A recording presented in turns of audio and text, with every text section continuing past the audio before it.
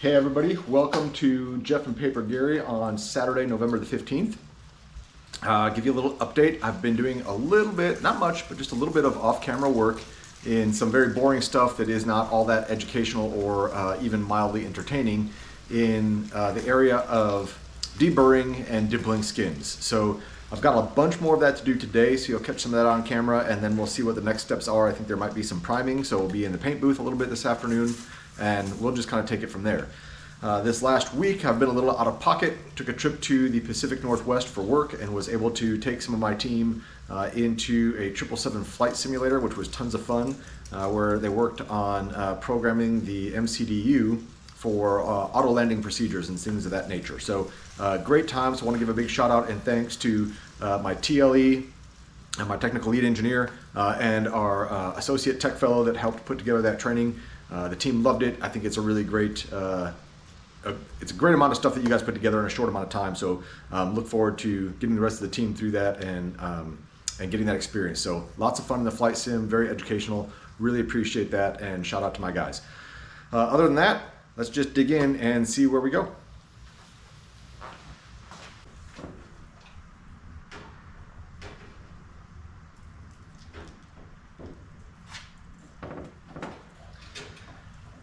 Now there's no great way to do this. The skin is a little unwieldy, forgetting what I learned last night is that I should only dimple the areas with this tool that I absolutely have to. The rest of these things I'll dimple with the pneumatic squeezer. One bit of information I will give, that hippie pilot and both Tim from T-Flight recommend putting the die, if you can see this, with the male side die on the top versus the bottom. Going along, getting in this repetitious pattern apparently has the ability for the skin to slip out and hit the handle and punch what is known as a bonus hole in your skin. And that's not a good thing. So taking their advice and putting that male die on top, female die on the bottom, hoping that I do not end up punching an extra hole in my skin. So I walked out of this session feeling really good, like I got a lot of work done. And then a few days later, before finishing this video, I was walking through the garage and noticed that I missed a bunch of holes for the dimpling process in this skin. So the holes that I'm doing right now, I got them. Apparently on the other side of the skin, I failed to do so. But that's okay, that'll give me something to work on during the week. Overall, this process went very smooth. It's pretty easy, nothing real technically complex here. And it was kind of an enjoyable day working in the garage without a lot of mistakes or any struggles or anything. So it was kind of nice. The tool here works really well. I've got this between the two benches, and you can kind of see there's a green tie strap there to hold my benches together to keep anything from slipping.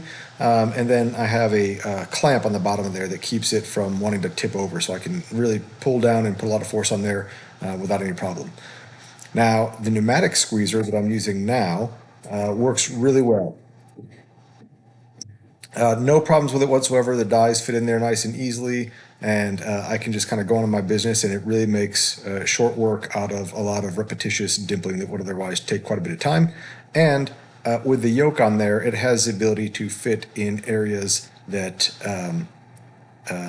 that the DRDT2L can, but doesn't necessarily need to, right? So as I explained in my video earlier, I really only want to use the DDT, the dimpling tool, right, we'll call it, when I have to reach those hard to reach spots that the dimpler can't. For those that are more on the shallow end, just much faster and easier to go use the pneumatics squeezer. So really not much to this process. It's just very repetitious, very simple, and you'll see me do it again and again over the course of this build.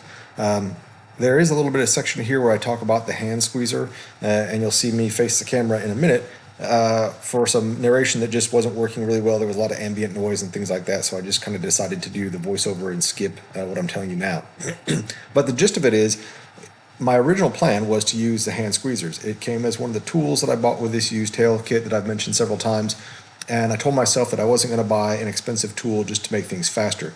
However, after using that hand squeezer, with the tendonitis that I fight in my elbows, it hurt so bad that there was no way I was going to make it through this project using a hand squeezer. So that was really the decision point for me to go get the pneumatics squeezer.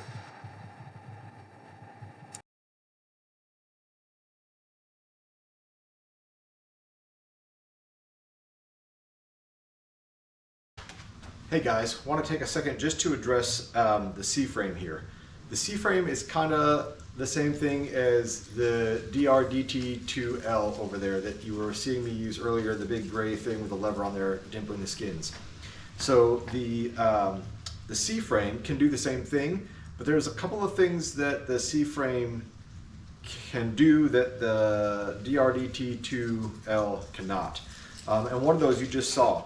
This arbor comes out of here and you can put your dimpling dies in there and come over here to this close quarter, and you can't kind of see the close quarter dimple die set, which I had to use on the forward end of the outboard rib. I think it's the HS703, but I wouldn't quote me on that. But anyway, it allowed me to come over here, put those dies in place, whack it with a hammer, and get that set. So there should be a spring on here. Mine didn't come with a spring. This came with the used kit that I bought. But it is handy to have. It can do, like I said, it can do dimpling as well. But I wouldn't buy one of these things if you don't have one. If you go to your local EAA meeting, I'm sure there's a half a dozen guys there that have one of these things sitting dusty under a workbench that they'll let you borrow. So, and that kind of goes for most of these tools and workbenches.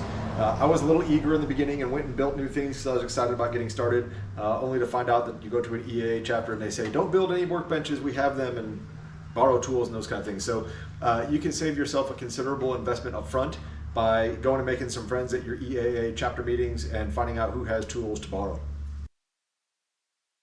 So the rest of this video is really just me prepping parts and getting them ready to prime in the paint cabinet. So finishing up a little bit of dimpling here, as you can see, and then transitioning over to scuffing the parts with Scotch-Brite pads. So in order to get the self-etching primer to bond with the material a little bit better and to get out any kind of scratches, I hit it with the red Scotch-Brite pads, scuffed the entire surface, and then went and used acetone to clean it up real well, and then threw it in the paint booth. One thing I did is that when you clean it with the acetone, of course, all the markings are going to come off of there. So any Sharpie markings that you put on are going to get wiped off. And so I used some part tags that I purchased to hang on each part, and I identified like which was the top side, which was the bottom side or outboard side or whatever else, so that when I go to assemble these things, they go back the way they should. Now, most of these things are pretty much one-way install, and it'd be hard to get confused, but just in case, I made sure to label them adequately so that there was no confusion later.